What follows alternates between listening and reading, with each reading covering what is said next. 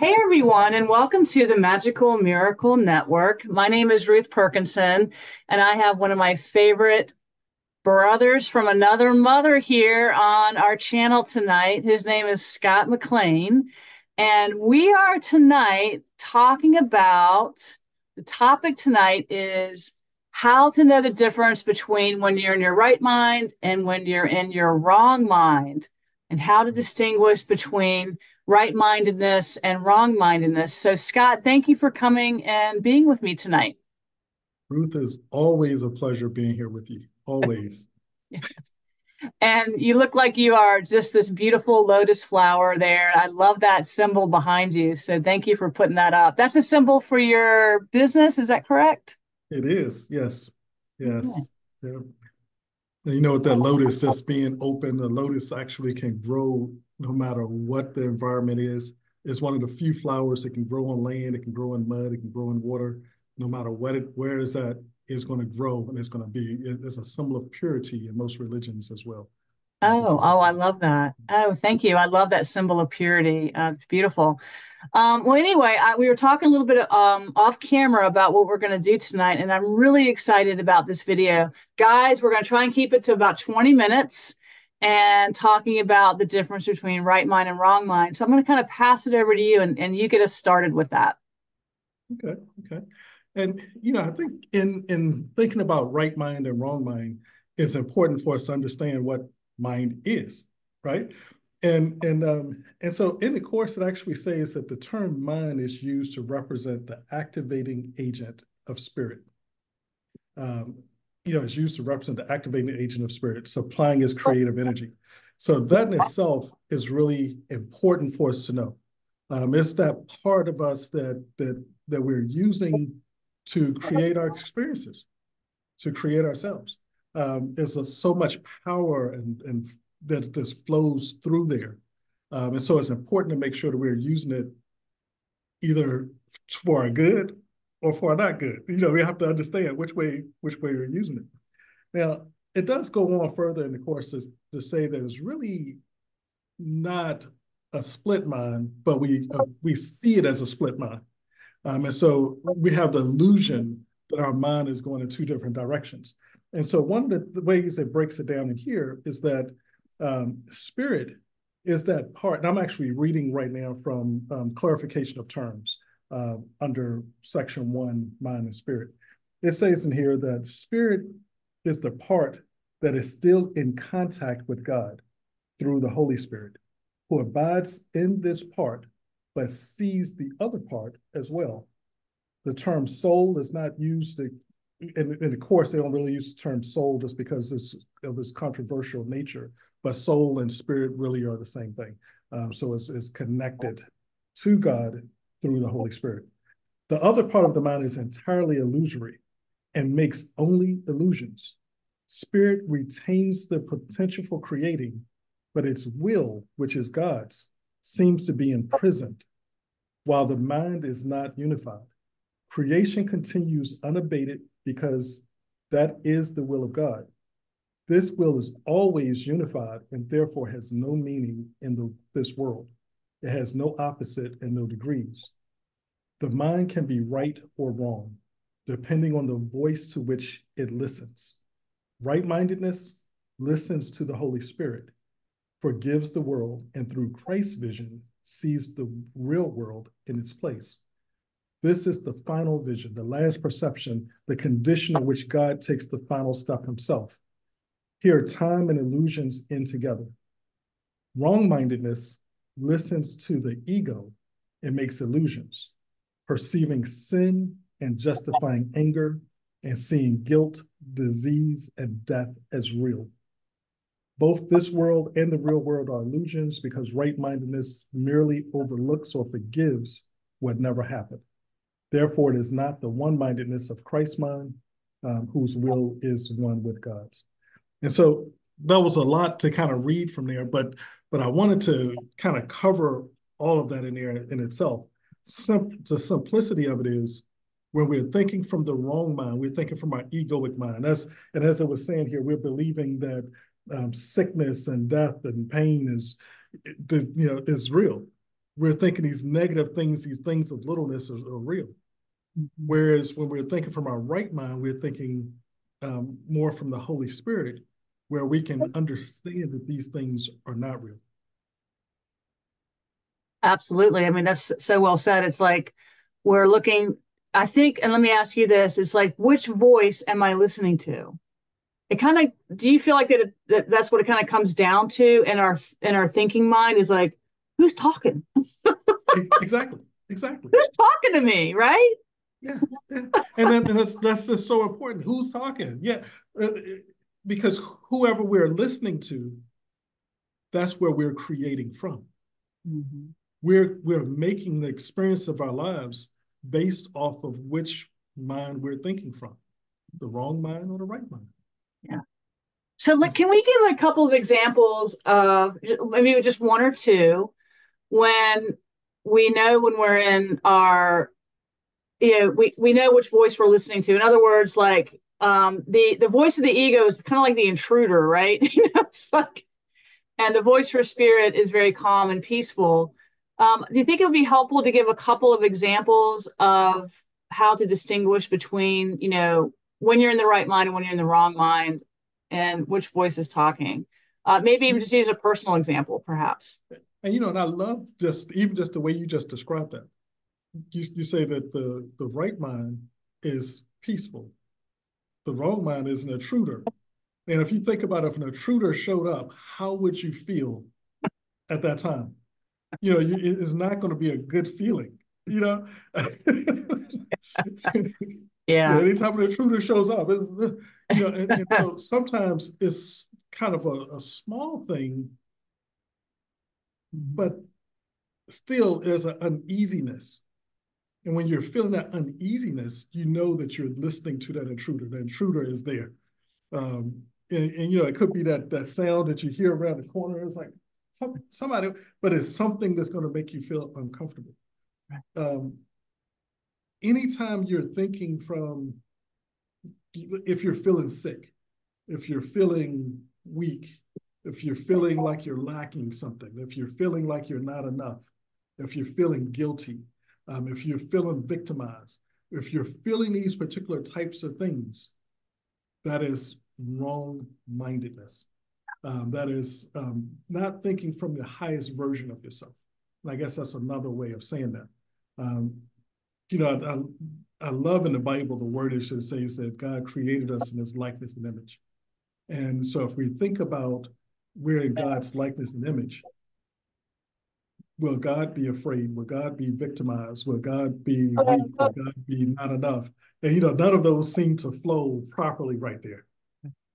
And so what's true of God, if we're in his likeness and image, should really be true of us as well.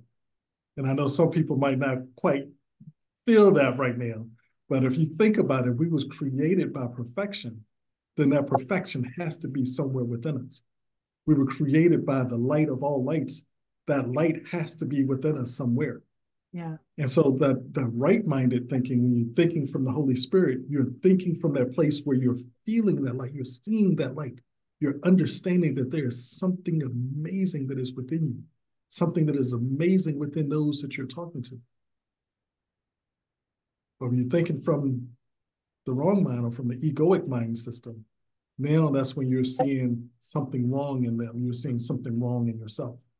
And it just doesn't feel good.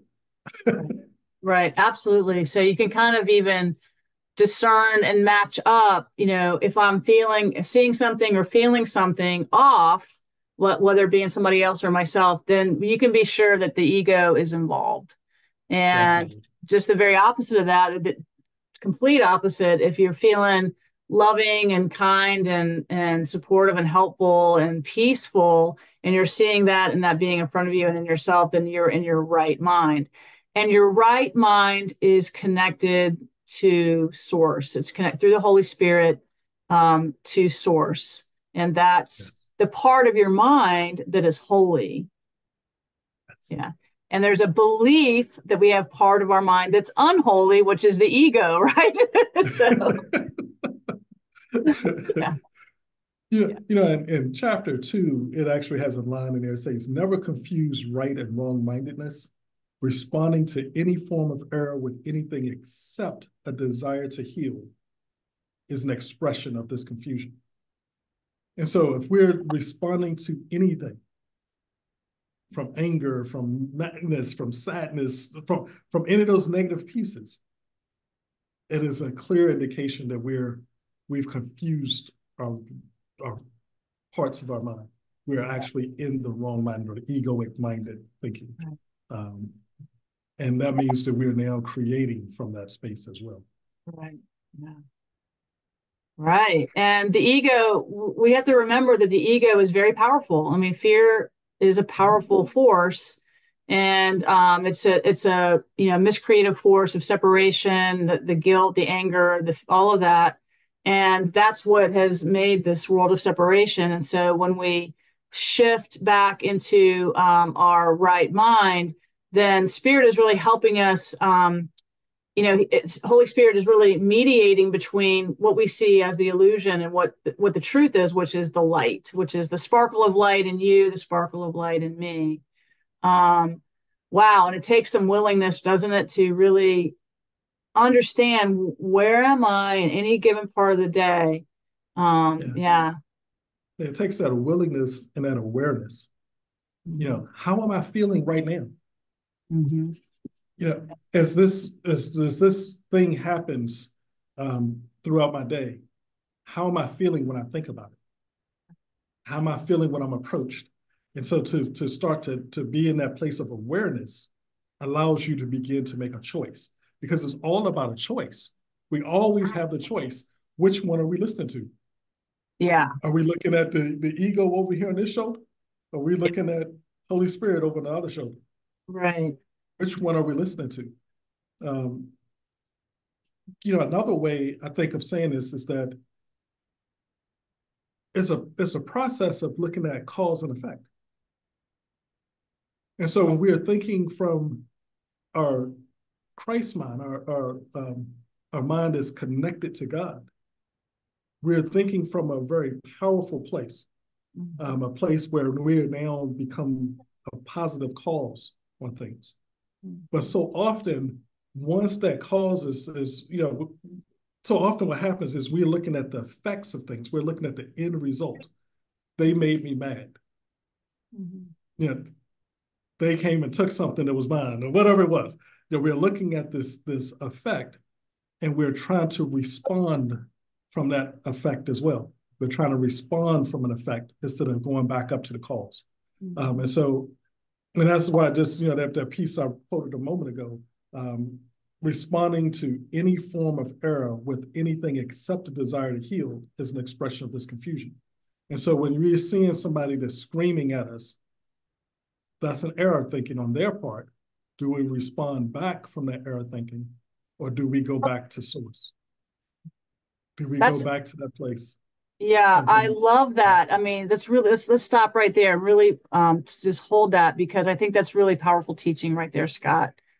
When you're looking at a person, whatever might be happening to them, and they're acting, however they're acting, and you know that they're in their wrong mind, our job as light workers is to not join them there, but to respond by reminding them through the power of our thought that they are still the Christ, that there's nothing that it can ever separate them from love. And that thought, which is so powerful, will actually go to that being. Yes. You don't have to say anything to them. Like you said, a thought will go to them. You don't have to say anything to them, because chances are if you say something, they may get upset, depending on who they are and where they are, but they may get upset and go more deeper into the ego. Yeah. But if you just love them from a distance, then it's spirit to spirit communication. Yeah. And they won't get upset from that respect. Right. Well, that's a great example of, being in your right mind and then practically applying the course's message, which is the desire to heal, right? Like we know that person is somehow gotten confused. We don't have to really do anything in the world in a sense, but we can just stand in our power with spirit and just send that thought that they are one with source, and that will definitely go. Now, there's a long time that will go to them. There's a long for a long time, I did not understand personally the power of thought. I really didn't. I think that's something really want to bring up with you. I didn't really recognize or understand that the power of my right mindedness with source and love and God and all that is really could do something because it's invisible, right? It's like, oh, there's a thought. Like, where is that thought? So maybe you could talk a little bit to because I really feel like you've really worked on the power of your mind. And maybe you can give us an example of when you use thought, and then when on this note, when you use a thought, and then really when you know it's worked, like when you've seen, for lack of better words, an effect of a beautiful thought that you've sent. Do you have an example of that you can draw from?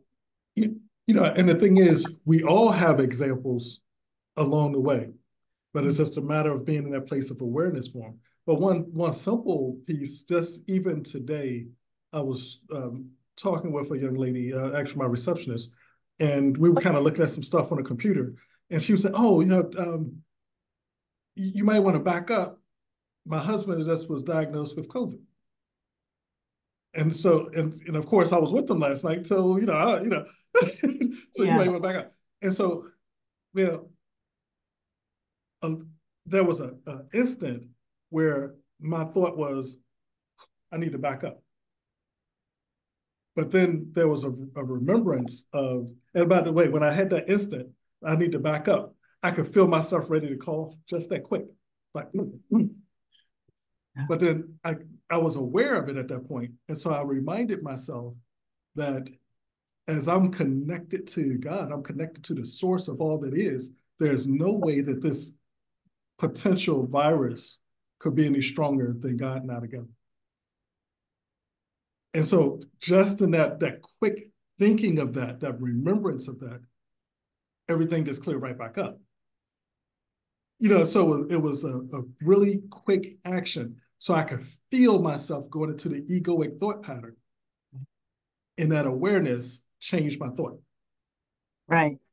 You know, Thank you for that. That's a great example. So let me just see if I can unpack that. So she, was saying, hey, coming from a fearful, it looked like a fearful thought right there, coming from fear, like she doesn't want, and then you sort of joined in there for just a split second, but then you became aware that that the teacher of separation, sickness, guilt, fear was engaged. And then you were able to step back and go, no, no, you disagreed with that, right? You really ultimately disagreed with sickness. exactly, exactly. And it was just amazing how fast I could start feeling something in my throat. Mm-hmm. I mean, it was just within seconds. Mm-hmm. I mean, it was like, and if I wouldn't have caught it, I could imagine I was probably would have been coughing and had to go get some drink and, just might have had to stay home for a couple of days, whatever. But just being able to catch it in that moment of awareness. Um, And and also, and I was going to say one thing real quick. And if you don't catch it in that moment, you can still, even if it's 4 or 5 hours later, you can still address it, right? exactly. Because see, the thing is, when you're thinking from your right-minded self, when you're thinking with the Holy Spirit, there's so much more power in that than it is from the egoic thinking. It's just so much more power. And so you can catch it at any moment and begin to transform it. Now, Um, the challenge so many people have, though, is we might catch it, we'll have the powerful thought, and then we gift it away. We throw it away, and we go back to the weakened thought. And we start giving a lot of strength to the weakened thought. exactly. I love that because the ego ultimately is powerless. It's ultimately is nothing. And so, but we've just given it so much power. Yes. We've given fear. We think fear is strong and innocence is weak, or the spirit is weak. We've really gotten it all backwards in this place, right?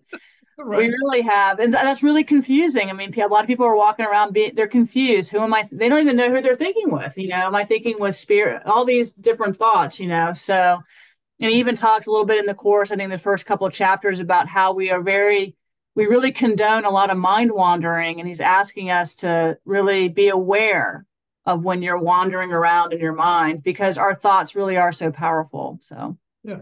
Yeah. oh my And yeah, gosh. that's a great thing to do instead of having our minds just wandering around is to actually be in that place of awareness. If you just can take some time every day and eventually all day long to be aware of your thoughts and to just think about which mind am I thinking from, just that in itself will allow you to start creating more peace in your experience, more abundance in your experience, more health in your experience, just being in the place of awareness, because that's going to remind you automatically that you have a choice. And you have a choice between which voice are you listening to? Are you listening to the egoic voice or are you listening to the voice of the Holy Spirit? And so when we know that we have a choice, it becomes easy to make the choice to think with the Holy Spirit. Wow, that's an incredible teaching right there. We're just gonna stop right there because that was well said and well done, and I really appreciate you kind of unpacking that tonight. Before we end our video, we're trying to keep them shorter. Is there any other examples or thoughts that we're thinking with the Holy Spirit right now, everybody? I know that Scott's in the zone of spirit. I'm in the zone of spirit. So we're asking, is there one final guidance or thought that you can tell people out there that might be of service to them before we stop? So anytime you're feeling something that you don't like, anytime you're experiencing something that you don't like, that's a time that you can make a new choice. That's a time to kind of quiet yourself for a moment and to allow yourself to connect to the Holy Spirit. Just as Ruth just said, right now, we're open for listening to our right mind, to the Holy Spirit's guidance. Make the conscious choice to be open to the guidance of the Holy Spirit. And as you do this, you will be guided in a certain direction, which is going to bring you back into peace. And just be open for it and to flow with it. But you got to ask, you have to make that decision. You have to make a choice on doing this. Oh my gosh, I love that. Thank you. We're just going to end on that note, Scott. I'm going to take off my glasses and I'm going to find the stop button. So I'm going to give you the last word or two as I find that so we can end the video. If you haven't already liked and subscribed these shows, please do. It's a wealth of information. I take the time to watch these videos on a weekly basis. And so the wealth is there. Take the time, go ahead and like and subscribe to it now. You'll be glad you did. God bless you. I love you. I'll pay you later.